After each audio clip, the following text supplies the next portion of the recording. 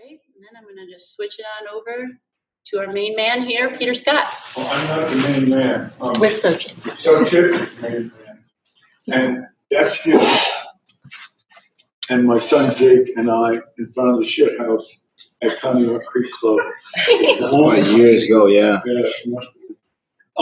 If you did your homework, you know how Sochit and I got to know each other, and further how our families became really entwined. Every one of us in my family, you can see one of them right over in that corner, wears a Buddha, as I do. Everyone in my family does for his family. So here's what we have in mind. Here's what he said is okay. I'm going to do a basic history lesson, a short one, with apologies to people who know this better than I do. And then I'm going to turn it over to Sochit, and he's going to talk about his and his family's odyssey, I guess you'd call it. Did you get a chance to watch the movie? The movie was very accurate. The film was very accurate. The guy who plays just part of the movie, Han Nor, was a survivor. Wrote a book called Cambodian Odyssey. They murdered by Cambodian gang members in Chinatown after he made it. So his story is a much better one. But here we go. I'm going to do second map. But here's some good picks. Andrea put this together. You recognize this dude? Is he cute or what? Which Hank is that? Can you tell? I can't tell. Is it Ben? Was Ben in your class? Ben was mine. We're older than this. Yeah, this is, who you talking about? This guy. There's Sochit. I want to say that's, right here. is that Matt Levitt? No, that's Actually, that might be. Oh, maybe. No. What numbers? I can't I can't see his number. Big drop. We want to tell them the result of this. Everyone knows the egg drop, right? Yeah. You have to create a piece. Big one, potentially. Nice. You're not going to tell you. Even though it's shaped like a torpedo there, it's interesting. Assembly. Shannon Hoffman, David Moyer. Oh, Andy Montlack? Anybody remember? Doesn't matter. That's me and Sochit. There's Sochit, who's been watching over my shoulder for a long time. We did an assembly, 99. A map of Southeast Asia, and then a map of Cochin China or Indochina or the peninsula, whatever you want to call it. And so here's what I'm going to do. I'm going to give you an overview of this with a couple of pointer thingies here. I'm going to start in 69 and 70, which were really important years historically for this area. At that time, I was here at the confluence of the Mekong and the Basak on the Cambodian border. Sochit and his family where's Takeo? Not on there! No, it's Right here. Yeah, somewhere in that area. Right there. So here's what went down. In 1970, everything changed. And here's why. In the north, okay, this is North Vietnam, South Vietnam, now all just Vietnam, Laos, and Cambodia, and Thailand. And what was going on at that time was, there are many things going on in 1970, but the important ones were these. In the north of Cambodia and in the northeast of Laos, the North Vietnamese communists were training Cambodian and Laotian cadre to fight against the Americans and the government of Vietnam and the government of Cambodia. Sihanouk, who was the king of Cambodia at the time, I have a letter from him. Called the Khmer communists up in here and up in here who were training with the North Vietnamese. He called them. He meant it as an insult. He called them Khmer Rouges, red Khmers, red Cambodians. It turned out to be not very funny. So in 1970, a guy named Lon Nol, let me back up a little bit. Sihanouk, the king, had managed to stay during this whole war. We were bombing in Laos, we were bombing in North Vietnam, we were bombing in Cambodia. We dropped more bombs on these three countries during that war than all the bombs that were dropped in World War II by both sides. All of them. And so we were bombing them into the Stone Age as the senator from Arizona liked to say. Anyway, the North Vietnamese in these areas, and these are very, very rural areas, are training Khmer Rouge, are training Khmer soldiers. They're disaffected people. They're called Phnom. Is it okay to use that word? It's not a nice word, but only so kid knows. It's not nice. So Is it kind of like hillbilly? Yeah. That Sihanouk had stayed neutral all through our war and through the war in order to protect his borders. In 1970, a guy named Lon Nol executed a coup and threw Sihanouk out and sent him to Beijing. People asked the CIA in 1970, who the hell is this Lon Nol? And they said, all we know is that his name's Lon Nol spelled backwards. They had no idea who this guy was. He was Kamau. He was a dark-skinned man. And the people in the north who were totally people in the north of Cambodia especially were totally disaffected by a corrupt government. Does this sound familiar? By a corrupt government, a government that did not have them in mind at all. A government that was urban and corrupt as hell, and an army that was corrupt and had intermarried with Vietnamese, which is a big no-no in those days. It still is, probably. And so what was happening is that these hill tribe people were taken over, I guess you could say, by an ideology from a guy named Solat Sar, whose name you've heard of as Pol Pot, and Khieu Samphan, and a few others. They were intellectuals trained in Paris, like Ho Chi Minh was, and they wanted to start a movement to take Cambodia back to year zero. And this was where all this power came from. By year zero, they meant, we want to take this culture back, and I heard just saying this to someone earlier. We want to take this culture back. We want to eradicate this culture, wipe it out. Anyone with glasses, anyone who can read, anyone who can understand a foreign language, anyone who's a monk, anyone who's who's a painter or a dancer, anyone who's educated, kill them.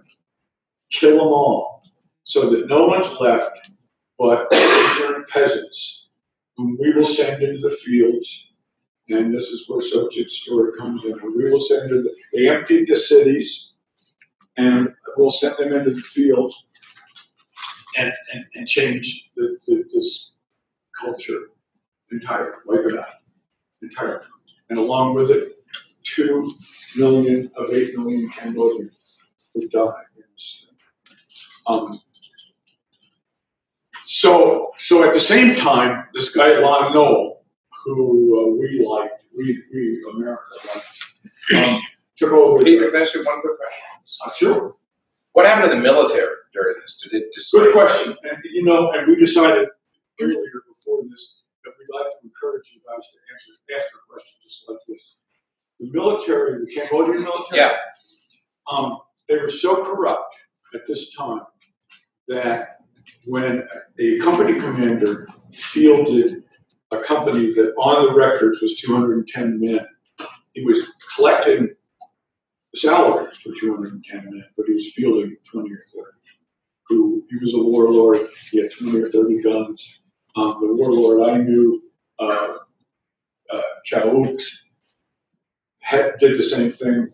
It was a very common thing. So that when they went north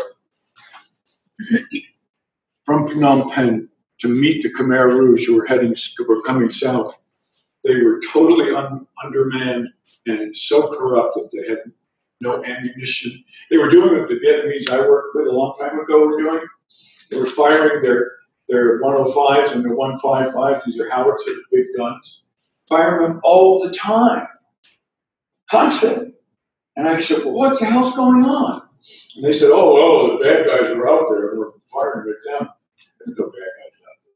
They were selling the brass canisters that were coming out of the cannons on the market and making money. The whole system was totally corrupt. And the army was too. And superstitious. Lon Nol's people, when they ended up having to defend Phnom Penh, believed in magic, I guess you'd call it, so much that most every one of them, every soldier who wore at least one of these around his neck, cut his arm open, put it inside his arm, and sewed it inside for protection. It was bad. At the same time that all this was going on, we were bombing the Ho Chi Minh Trail. The Ho Chi Minh Trail started up here, was named for Ho Chi Minh, very cleverly, and came down to deliver supplies through Laos, through Cambodia, down into South Vietnam, over here, Bang Tuot, all over the place. It wasn't just a single trail. It was a maze of trails. And not only was equipment coming down, but in 1970, we had beaten the Viet Cong, the local communists in South Vietnam. They were annihilated in 1968, in spite of what the New York Times said. And so we weren't dealing with the Viet Cong anymore, and they knew it, so they were starting to send regular troops south on this trail, and we were bombing it. As we were bombing this trail, we were bombing Cambodian villages as well.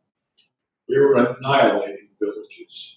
And if you watched the movie, you saw Nia Blum somebody made a mistake and they dropped an entire B-52 on Nia Blum, which is a large city, a city the size of Cleveland probably. Annihilated them. I made a mistake. And so we were contributing to the enthusiasm of the Khmer Rouge, who not only saw foreigners, city people taking over their country and their government, but encouraging Americans to bomb them into the Stone Age, and so on and so on. So in probably 71, when Khmer Rouge started really getting serious, around 70, 71, Lon Nol took hundreds of people that I worked with north with him, along with thousands of others, from Phnom Penh up into here to meet the Khmer Rouge before they got to Phnom Penh. He met them and was annihilated by them. They wiped him out. He had no discipline. Because of corruption, he had no ammunition. Because of corruption, he had troops. He was bad news. And an outfit called Angka took over the Khmer Rouge. And Angka translates as association or government or That's what I'm thinking, like government, associate, yeah. Yeah. And these were guys. Angka was the organization that ran the Khmer Rouge. And the Khmer Rouge were numerous, and they were very, and here, this is really important, they were very, very young. And so I chose an example from my reading and from other sources to give you an idea what these guys were doing. They come into a village, a rural village in northern Cambodia, and they come in and they surround the village. We saw the team of Cambodians that I had, the most ferocious of all my soldiers was a 14-year-old. No morals, no compunctions. They come into a village, they gather the whole village together in the village center, which is in every single village in this whole map has a village center that's been there for millennia. They get everybody there and they use megaphones and start saying, okay, we're Umka, we've come to save you, and what we want to do is get rid of all foreign influence and all authoritarian influence. So let's bring the village chief out here. And they bring the village chief out. He's been collecting taxes. Yeah, people would say. Where's the tax money going? Going to Phnom Penh and his pocket. Okay. They bind him in front of the village. They bring his daughter out, 6, 7, 8 years old. They tie her with wire. They tie her elbows together behind her. Try it. Seriously, try it. Touch your elbows. Yeah. They tie them together behind her and then string her up with a string on the wire between her elbows. Her feet were bound, and she would hang there for a bit while they harangued the people. This is what happens. This is what happens. There's this village chief here. We're going to shoot him. You know we are. But here's what happens to his daughter, and here's what's going to happen to his whole family. And then they cut her down, and she landed on her knees, and this is called grazing. I forget the Cambodian word for it. They put a chopstick in each of her ears and go, ah! Like that. And it would cause her on her knees to graze on the ground with her upper teeth before she died. And they said, this is what's going to happen to anyone who doesn't obey us. Then they take all the young people, 12, 13, 14, 15 years old, bury them alive right outside the village with a breathing tube in their mouth. And they cover them up. And they say, in the morning, when you rise from the dead, you will be a member of Uncut. We will give you a weapon, and we will kill all enemies. They did that in every village they went through, all the way down to Phnom Penh until they finally took Phnom Penh in April of 75. The same month, the same year, when Saigon fell, for those of you who know this. What did Angkor want? No more families, no more religion, no more arts, no more education. You're wearing glasses, you understand a foreign language, you're dead. No education, none of that stuff. Just the children who've been reborn in Angkor, and everyone else dies. And then they instituted, so Jill will tell you about, they instituted the situation. Everybody got taken out of the cities, run out of the cities, and sent into the countryside. And they were used as slave labor to build canals, which were unnecessary. No reason at all for these canals. To plant rice, to harvest rice, to give to Khmer Rouge so they could sell it. This lasted for more than 75 to about 79. 79. Yeah. And the great irony here is that my notes say Yuans to the rescue. Yuan is a Cambodian word for Vietnamese. It's not very dry. Because there's been a war between the Vietnamese and the Cambodians since 600. Long history, yeah. They've been fighting. Ironically, there's the Yuans, the Vietnamese who rescued Cambodia. And in 1979, and then camps on the Thai border began to fill up. Not only Cambodians, but Laos and Vietnamese were fleeing. And the whole crisis began. Any questions about that? I tried to melt it down to 15 minutes, but... Why did the Vietnamese go in 79? Good question. I'm not really sure, but I think because the Khmer Rouge could have posed a threat. But I think because I think it was racial. As a matter of fact, that money. Did the Khmer Rouge provide? Did they fight them, or did they? They fought, but not very well, not very successfully. The Vietnamese drove them right out. The Vietnamese were equipped with our stuff that they had after we left, and Khmer Rouge wasn't. And now the Khmer Rouge was as corrupt as as anyone. So were the Vietnamese at the time. So the years 1970. So, is Anka, were they corrupt? I think they became corrupt But- pretty quickly. But they weren't initially. I don't think they were initially. Well, I mean, Anka is almost an organized government almost. You know, everybody just kind of do their own thing. I think they're very corrupted in my mind.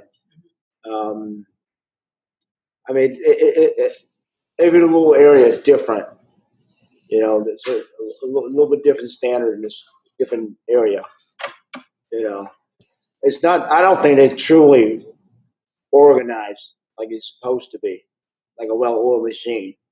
You know, it's still kind of everybody have their own little thing, different city, but they have the same ideas that kill the intellect. You know, anybody that served the previous government as a soldier, any kind of form of service to the previous government. So it just, I think that's the only thing that they have, all of them have in common. They're out there to kill as many as they could, all their threats. They could potentially threat their survival. Was the philosophy of this in some way tied into Mao and the Cultural Revolution? It seems good. Absolutely.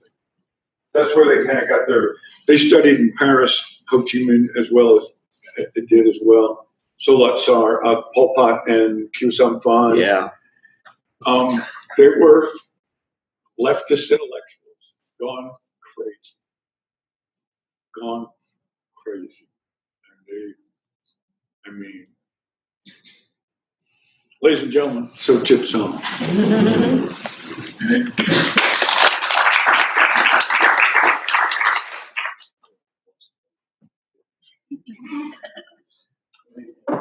It's really nice to see faces I haven't seen in years. So it's really nice. Thank you all. Thanks for the invitation here. And thank you for having me here. When he asked me to do this, I was, I didn't hesitate at all to say yes. I don't usually tell my personal story to just anybody, unless in this type of setting, which I do not mind. Because I'm afraid if I just go around and tell different people, they may not understand it or misunderstood what I'm trying to say. And I remember what he told me, told a lot of kids years ago after an OL trip. After we'd done the trip, he always tell the kids, when you get home, be careful who you tell the story to, your experience. But some people may not want to hear your story or care about your story. So from then, I kind of took that to heart. Okay. My 3 years at Hawken, I started my sophomore year. If you went through life, encounter a person in your life that have a positive effect on you, you'd be lucky. In my case, I encountered two. Mr. Scott, who became like my second dad away from home. Okay. He's done a lot for me, and I appreciate that. And also, Coach Long. He's not only a football coach, a wrestling coach, but he also a life coach. He really taught me how to be a good teammate in life as well. So thank you for that. To start off, I talked to my parents for the first time about our situation that we went through. For years, I avoided talking to my mom and dad. I wasn't sure how I wanted to ask her because I didn't want to dig up the old wounds. A lot of situation, a lot of what she went through, still pretty raw to her. So I was a little bit nervous, but I did take time to ask my mom and dad about it.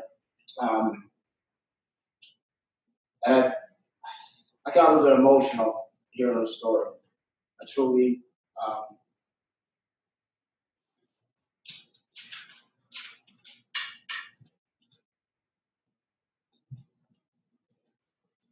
Take your time, man.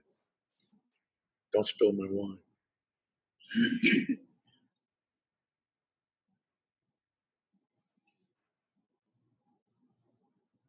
I would not be here without my mom or my sister.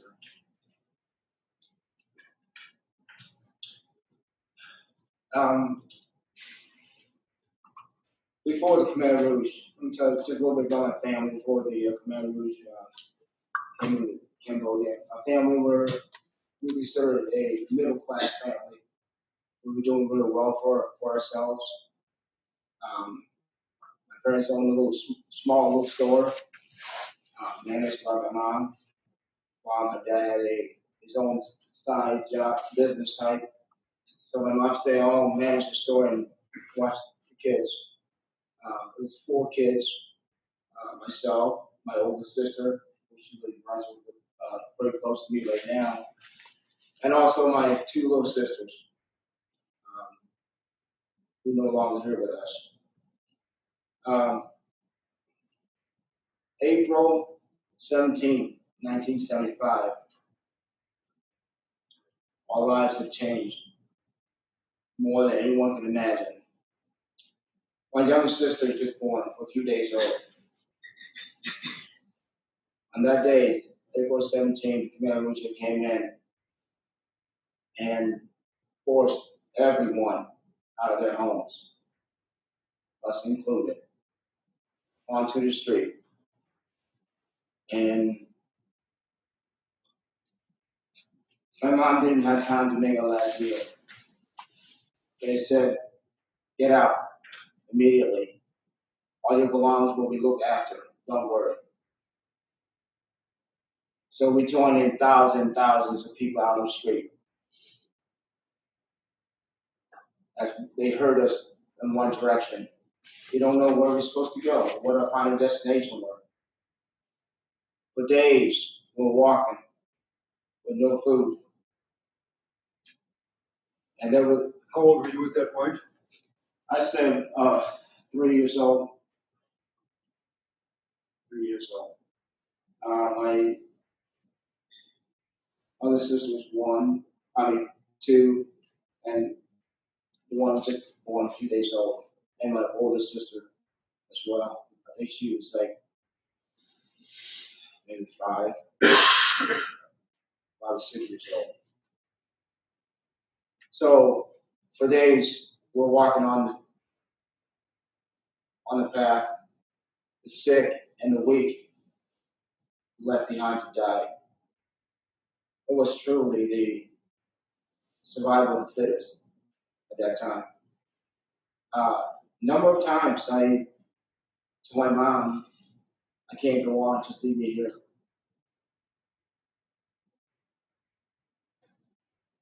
But she refused.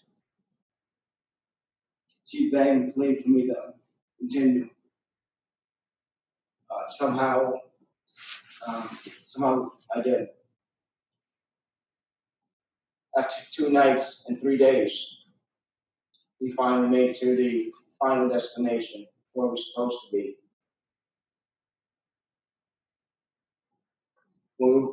The town we were living in before was called Hawken, which is western side of Cambodia, borderline Thailand. So we moved to this town, the countryside, Lonesome Round, the name of that town. Out in the open, just jungle. And they told us that this is where we're going to stay now. No food, no shelter. By this time, we were pretty weak, both one point, my mom said that I was sick. She didn't think I was going to make it. And my dad and my mom were also extremely weak, but they had to pull a little extra to build us a shelter out of the anything they could find, small trees, leaves, to put a roof over our head and a couple walls to protect us from the environment. And also they rationed rice, a unprocessed rice, 12 ounce. You can imagine 12 ounce of unprocessed rice for a couple of days. That one can for a couple of days for the whole family. My mom, she said there's nothing she could do, but she spent most of the time crying. With that little bit of rice, she did what she can to feed us with that. The only way she could do it was to make it into almost like a porridge. Water down rice, almost just to boil out of that nutrients, out of that rice, so we could drink, get a little bit of nutrient to survive another day. And my second youngest sister, I told my mom that she doesn't want to eat that stuff. It doesn't taste good. She wanted solid rice. So at that time, she became the weakest one. Just imagine your mom, you have 4 kids, the little food you have to somehow balance life. Take some from the strong, help feed the weak, stay with us a little bit longer. After a month and a half to 2 months, the commanders had multiple meetings. They planned to eliminate their threats and some of the stuff he had mentioned. And my dad, somehow, they found out that he was supposedly a high-ranking officer in the military prior government. And they assigned spies surrounding our area to keep an eye out, to watch what we say and what we do.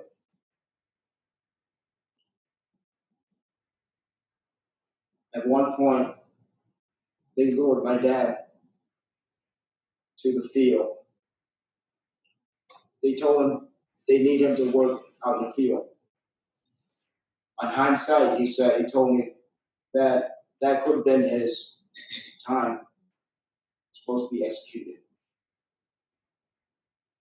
But somehow they had to change their mind at that time. They told him, we don't need you right now. We'll need you another day. So he went back home.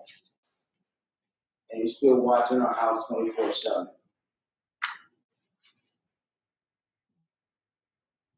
A couple of nights later, one of the soldiers that been around us for so long, kind of get to know him in a personal basis, And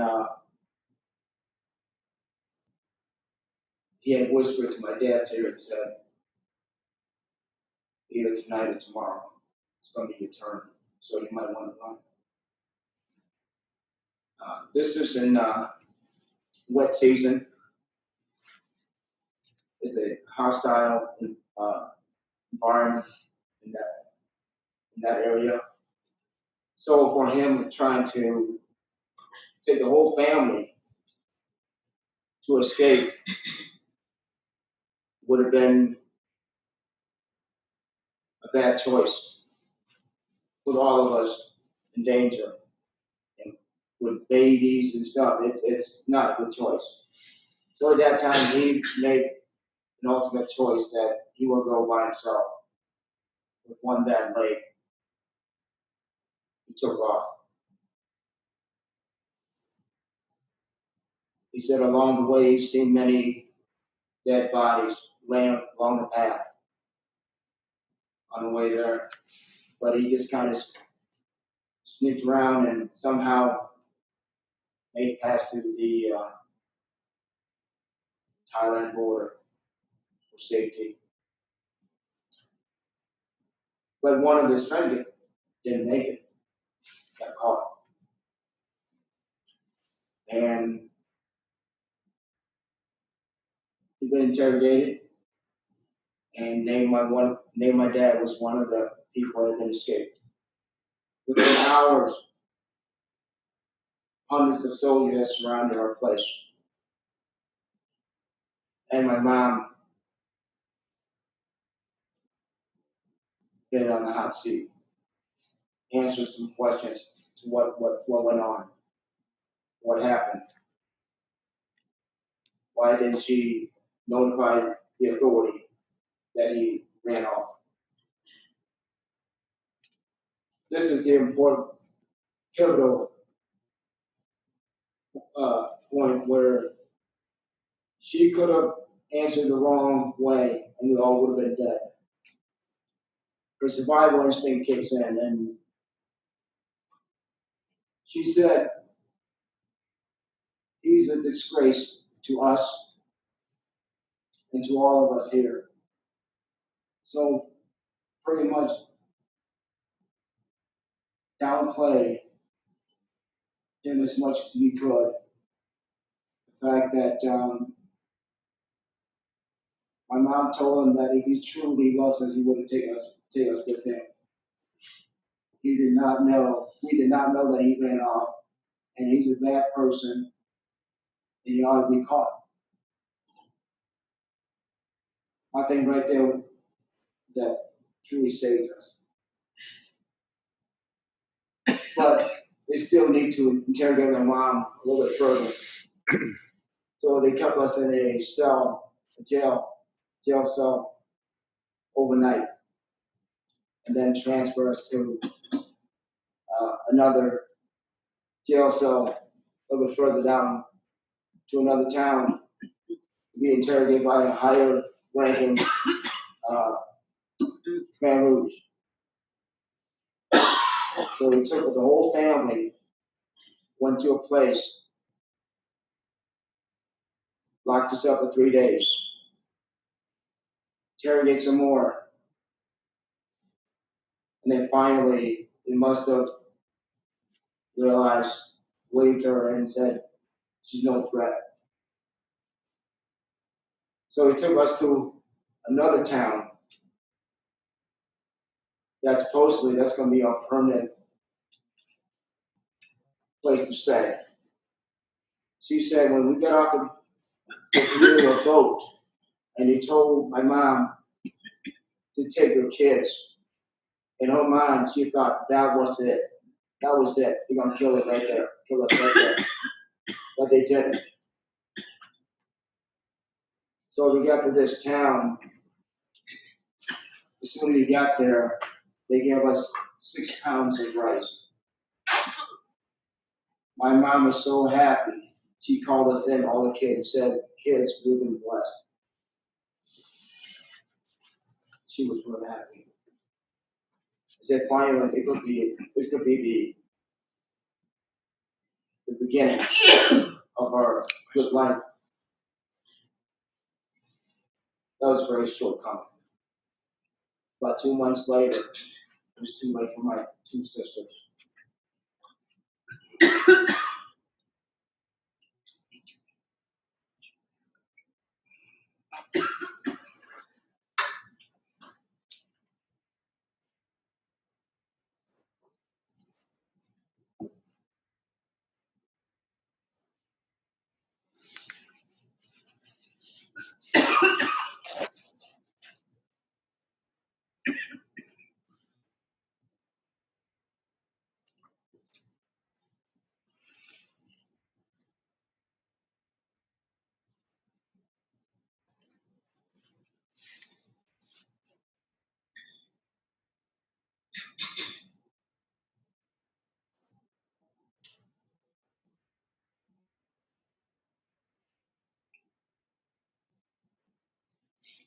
They both died within a month.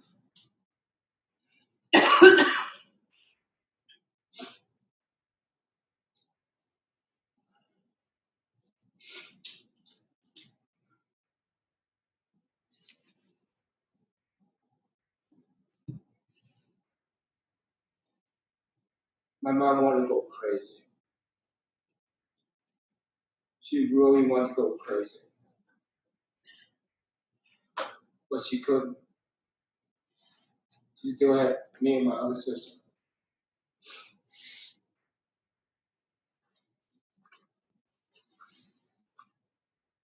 She said she felt numb.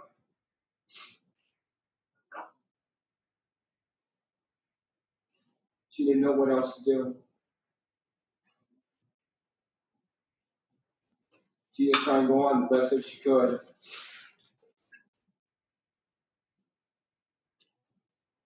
After a while, they started to separate our family.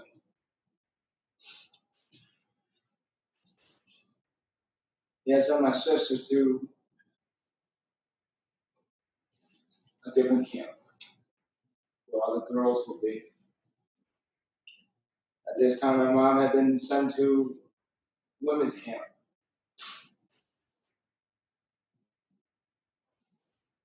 And I left in that town by myself. And I do what I can to survive. You'll be amazed what you're able to eat when you're hungry. Anything's edible, you'll eat.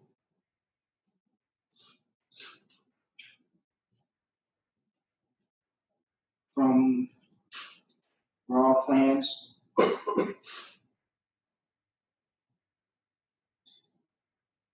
bugs, which is very high in protein. Kids that age, I was wanting to have fun, play.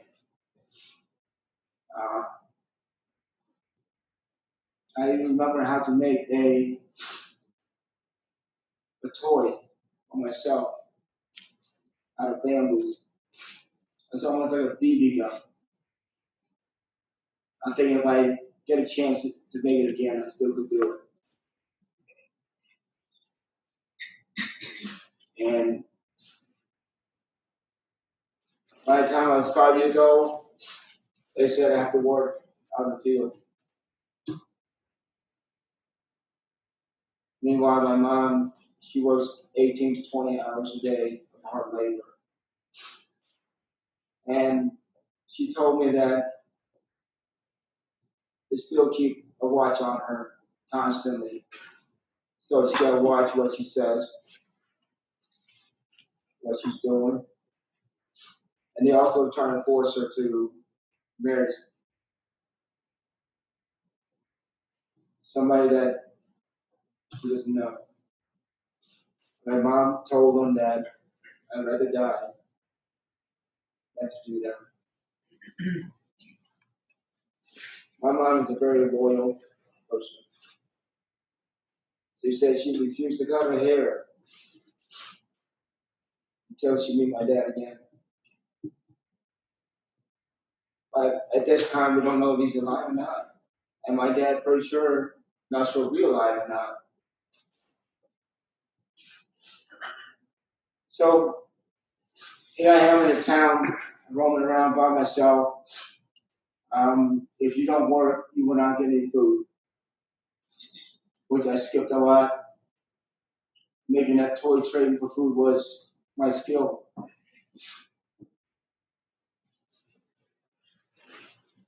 After a while, I started to miss my mom.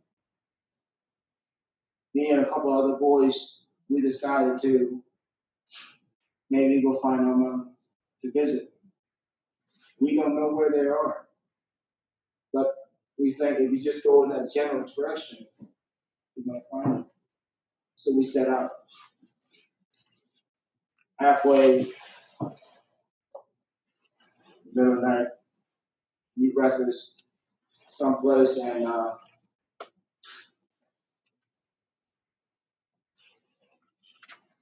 fell asleep. I woke up, I was there by myself in the woods.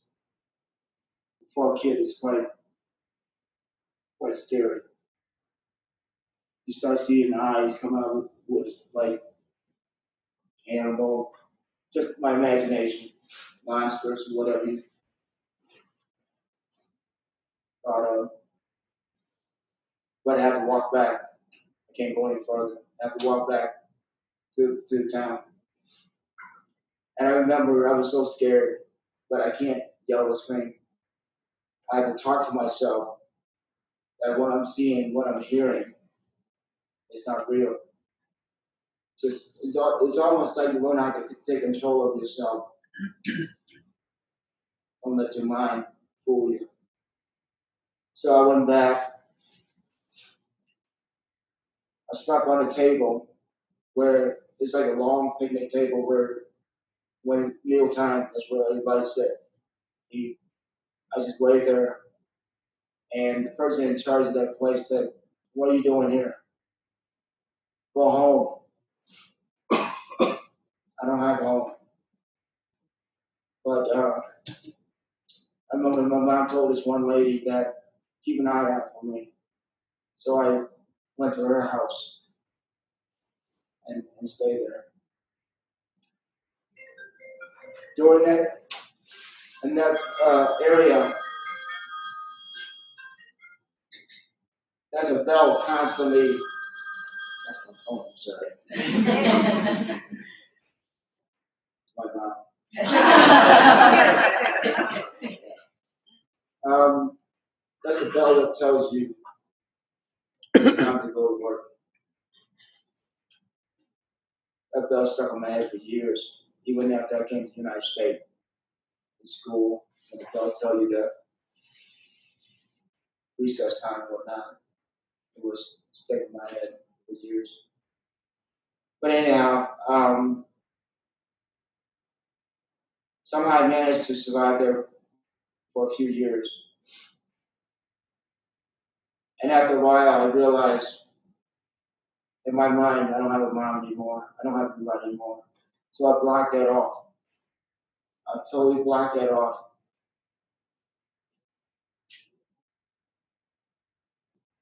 During the Vietnamese invaded Cambodia, it was like you could hear the bombing from a distance. Created a lot of chaos within the Khmer Rouge. And my mom said they told everyone to run up the mountain. And once again, my mom, instinct, took over. She went against it. She stuck out and came and got me. By then, I didn't want to go with her. I don't know who she is anymore. His son put with her. She came and grabbed me. That's his other and sister. then I died to look for my sister. And once again, she go against what everybody else was doing. She grabbed us. We went on towards the main freeway where Vietnamese soldiers, vehicles, driving along there. And you can see it has Soviet Union flag on the side. So that was our refuge right there. It's almost like a secure place to be. We joined up with hundreds and thousands of people marching along the freeway. Walked for days. At this point, everybody's seeking for their relatives who survived, who's dead, and everybody trying to go where they started, their hometown. And no different than my mom. She's trying to head back to the ghetto, which is southern where he was, pretty close to where he was. It's a long way. On the way there, we met some relatives at a town called Osat. They told us, let's just stay here for a little while before you continue. Get a break, and then we all can go to our hometown together. And that's where we stayed for, I'd say, a year or so, a year and a half. And after a while, we decided to go towards the Thailand border. There's a camp in that border where the UN assisted with medical needs and food. So we figured that could be our safe bet for survival. We bribed Vietnamese soldiers to take us close to that border. And we got there. We had a trench or foxhole where we sleep. There's a lot of fighting going on in there. Just in case we just dove in.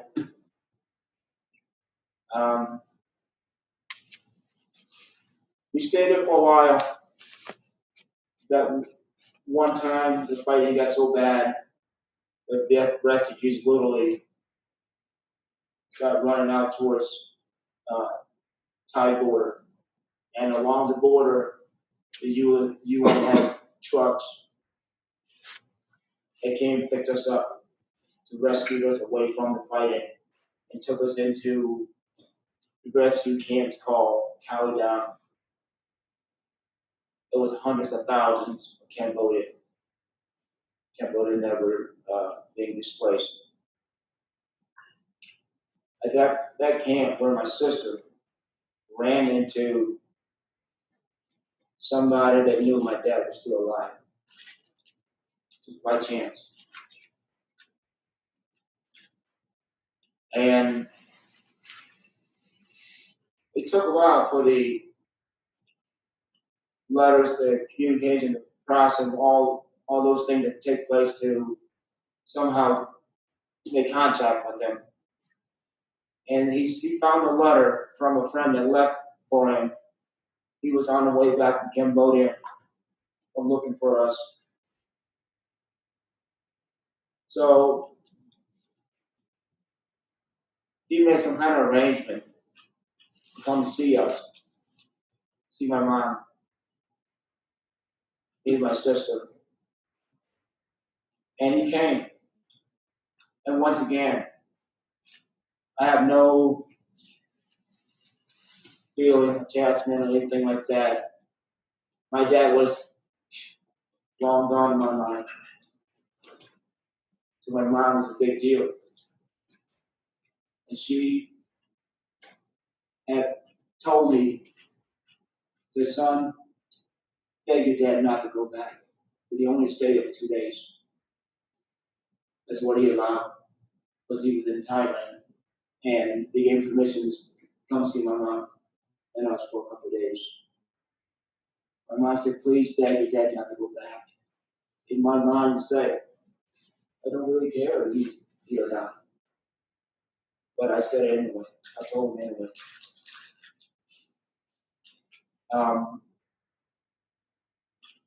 During that time, we had our family had made it to the U.S. that we came with. They had someone that sponsored them to the United States. That was his friends that happened to escape Cambodia before all the commanders invaded Cambodia. He came to the United States, somehow he got somebody to sponsor him, and then therefore he sponsored them, and therefore they sponsored us to come to the United States. Let me tell you, it's quite a shock to be here. Even Cleveland. Even Cleveland. First of all, the fact that you're able to own a car, to have something you could own, was quite amazing to me. I was at awe. I remembered one time I went to a church camp, and someone said, how's it feel to be in America? I said, this is like heaven. He said, no, this is not heaven. Heaven is not like this. But to me, it's pure heaven. You know. How old were you when you came to the States? 10 years old. And started fourth grade.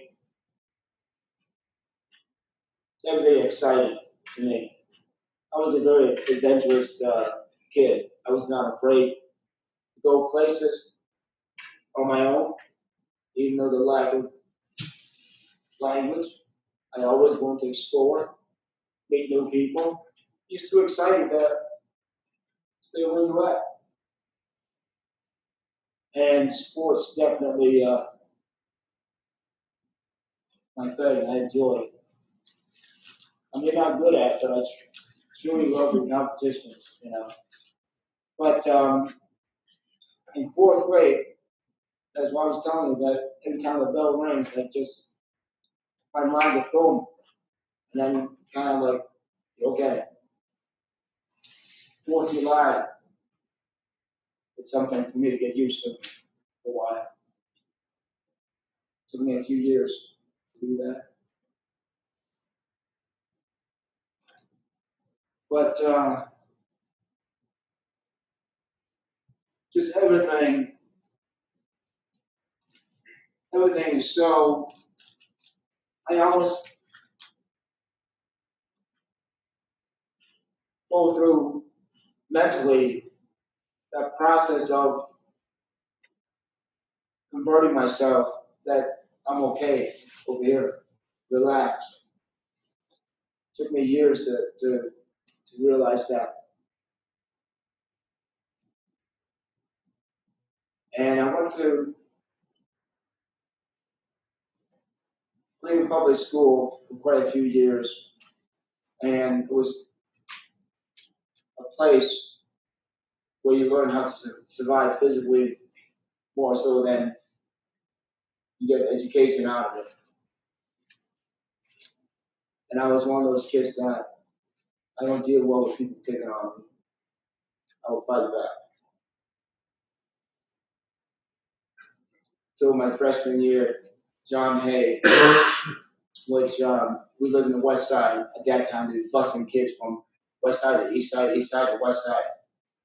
My freshman year, when I picked up football for the first time, I quit soccer. And I told my mom that, Mom, I think I want to play football. She said, no way. I was about 5'4", 120. But I just loved the game of football. And I said, I am playing football. She said, if you don't play football, you find your way to practice. Okay. And I did. I rode buses. Get to football practice. After a while, you get in. My mom started feeding me, trying to get me bigger. I'm a big guy, right? Yeah, and she's a help now. But, and I got to quite a few fights in that school. And I remember I got to start off the bus 3 days.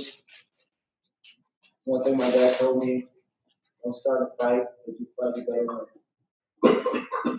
I remember that.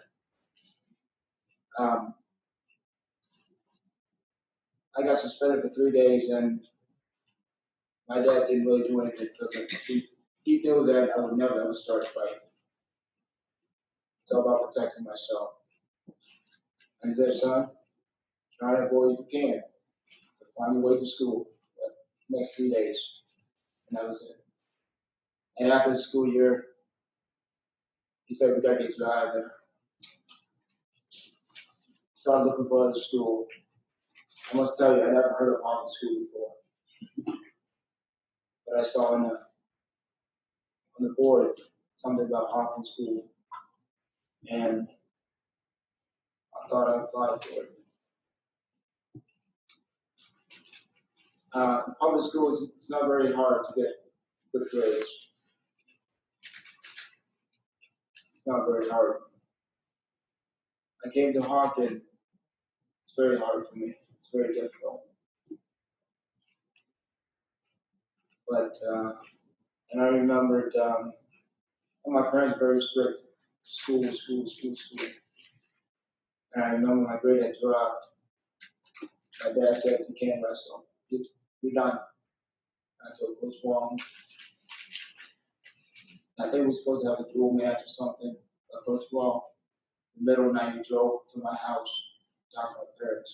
In the middle of the night.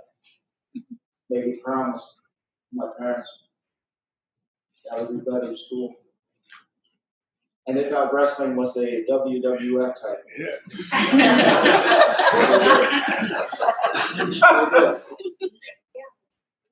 But that's one reason why I do appreciate football as a coach and as a person.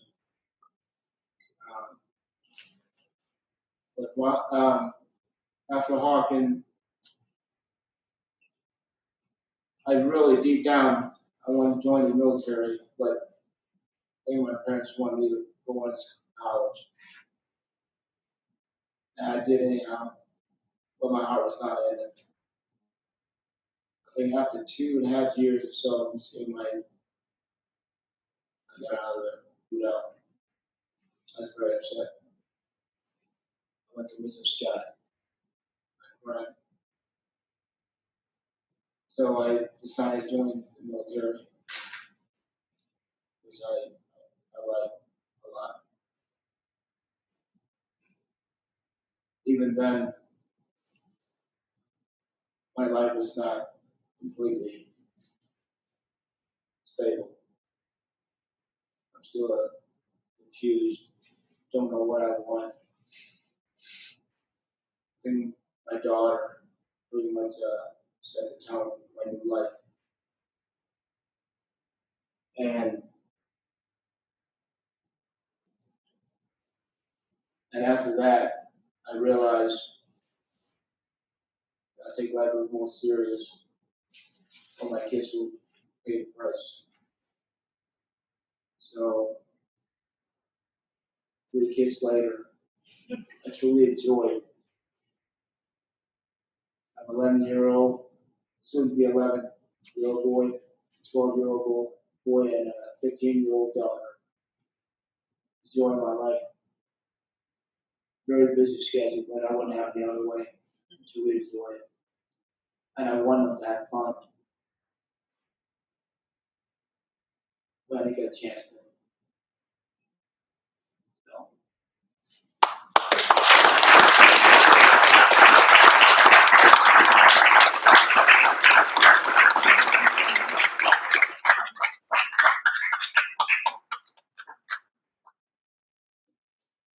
I tell a story on this wall.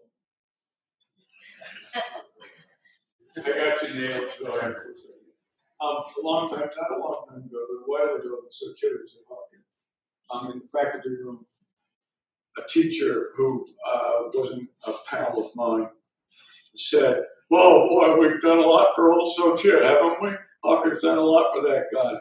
And Cliff stepped up and said, "He's done more for us than we've done." True. Questions? Yes, ma'am. Yeah, I'm wondering how your parents got on when they came over. What support did they get to adjust, to living? Did they eventually learn the language, or they must have had a huge, must be incredible adjustment. My mom, she never got a chance to go to school, even when she finished high school. But she always said, "Boy, if I ever get a chance at school, I'll be the smartest person." And I will tell you this, she never ever stopped learning. She's quick to go to school and take classes. Before even arriving in the United States, she's a very dedicated person, and she never stopped learning. And after I listened to her talk, what an amazing woman. I can't imagine being in those shoes. Lost some kids, have to make tough decisions. And I must tell you, for us to be here, talking about my mom, my dad, my sister, and whatnot, you can talk about survival instinct, talk of whatever you want. It's pure luck. A lot of it, pure luck. So, It's not luck that makes her incredible egg well, roll. I tell you,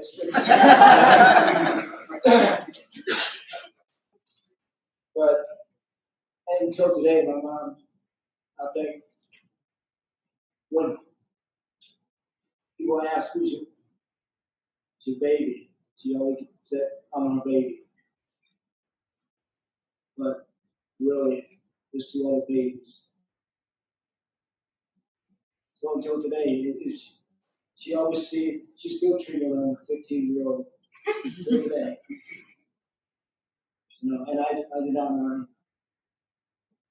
But she will call and at work. Hey son, I made something for you. Come eat.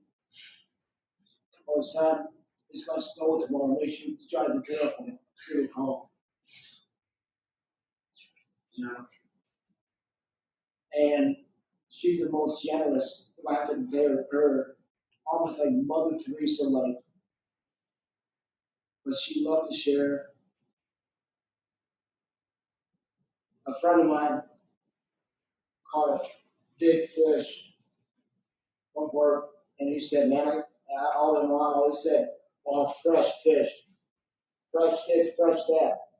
So she's like, hey, I said, I'll give it to my mom. I gave it to her.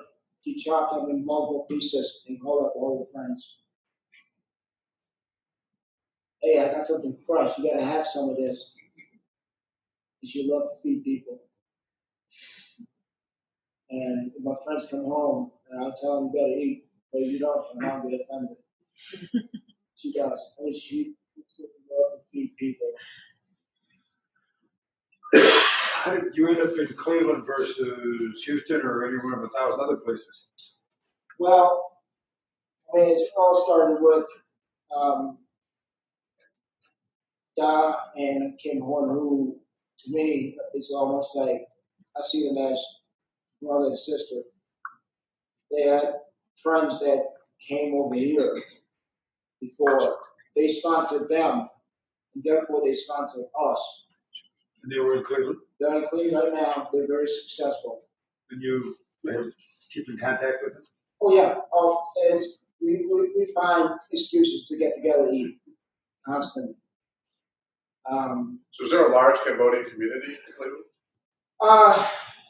It's bigger than what it was, but nowhere close to somewhere like Long Beach or Massachusetts. It's my dad's very involved with the community, and my parents still listen to the news in Cambodia, and she still get upset at what the government now do to those people. What is it that is, what's happening in Cambodia now? Well, Wait, so Politics. hang on. I promised him that he'd only have to be up on that podium for less, that we cut it off after an hour. It's up to you, but, I'm okay. okay. Yeah, I'm okay. It's just the person in charge now supposedly will have free democratic election, but it's by intimidation and fraud. He's been the president for the last I don't know how many years, but He was Khmer Rouge. yeah, he's former Khmer Rouge, and he been put there by the Vietnamese government when they pulled out in 91, 89. So when you're in charge of the country, you pull out when you want somebody you prefer to be in charge, and it's going to be very difficult for that country to be totally free because Vietnamese is communist, and they want Cambodia to stay the way they are now, so they have full control. they don't want Cambodia to be a really successful, free country because it would not be good for them. So,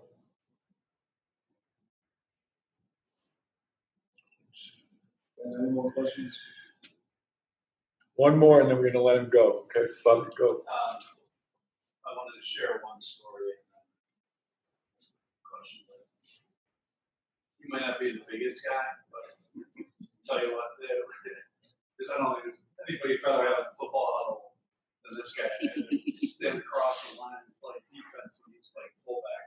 And he had the knack of putting his head right here in the middle of his chest. And he made it, he could have been 6'8", 300 pounds. Talk about a fierce competitor and a great teammate. It was blown away. So, you're talking about your side. You were 150 pounds of muscle. Man, it sucked to get hit by you. But I, as a football player at that time, I'm still learning about myself in terms of my ability, and it's nice to have a coach that believe in me more than I believe in myself. I would never thought 140, 149 be a fullback. And I was telling him, Anthony Kelsey was 6'2", 195, 200 pounds. And for sure I would be a tailback. Trained all summer. And coach said, you're going to be a fullback. I'm like, what? I love it. I enjoyed it a lot. And I told him I'd get the same way. My boys both played football, and I told them, play wherever the coach puts you at and have fun doing it. Have fun. Play hard and have fun. And learn from it. And they do that. So, thank you. Hawken, Chara.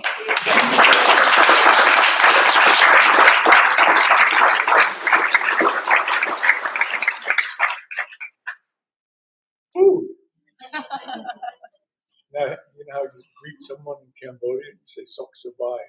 It means have you eaten yet? Is your Thank dad you guys. still Really alive? appreciate it. Is your dad still alive? Yes, he is. Has your mother cut her hair yet? Oh, yeah.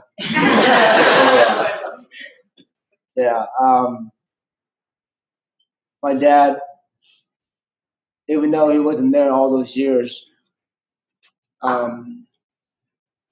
he made up many times over. I have no resentment towards him for doing so. Nothing. I'm just thankful to have him here, and all his relatives on his side, they're all gone. He's the only one left. So that quick decision he made saved him.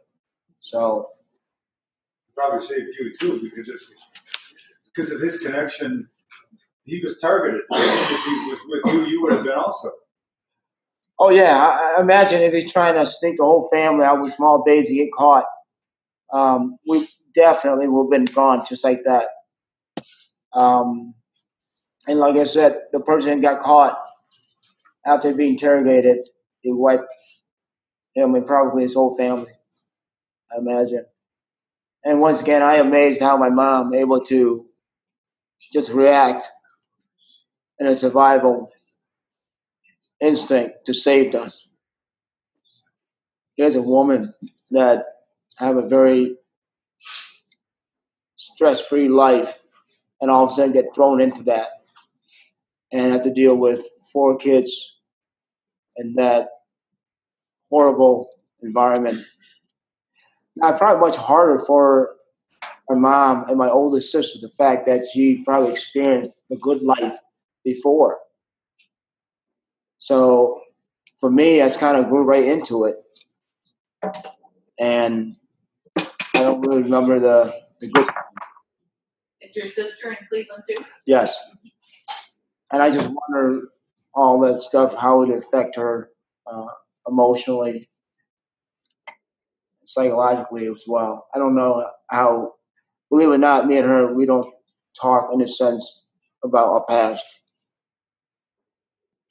We don't usually do that. People have gone through something like that. We just kind of keep it to ourselves. And even my friends and my coworkers and stuff like that, I don't tell the stories. For one thing, I tell a story in this kind of a setting for educational purposes. I'm okay with that. But I don't want to tell a story to just random people. For one, I do not want them to feel sorry for me.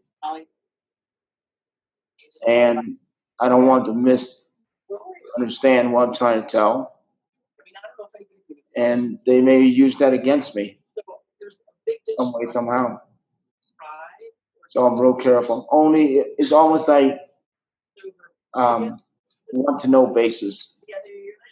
If you truly want to know, then I don't mind telling a story. Genuinely likes to know about my past and ask and stuff like that. I'm a little bit very selective of who I tell it to. So, and What's that, Romney? I'm just glad that I'm here and have my own kids and enjoy life finally. And one of these days, hopefully, I get a chance to go back and have retraced some of the stuff that I smell, what I saw. I still think about that a lot. And also, I forgot to tell you, my dad, when he was in Thailand, because he thought we were dead, he already married to another. I talked to him. He got very. He didn't want me to talk about it. He'd been with another woman already. He thought we were dead and had a child. So when he met us, found out that we were alive, he had made another tough decision. I can't imagine being in his shoes and say, "Hey, I found my real family," leaving one family to another family, and I still have a sister in Thailand right now, who her mom had passed away, and somehow I couldn't help but to feel a little bit guilty for having my dad, and she didn't. She didn't have anyone.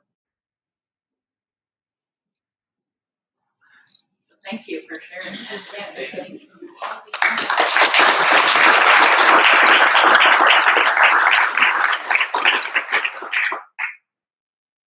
Thanks, folks. See you next time.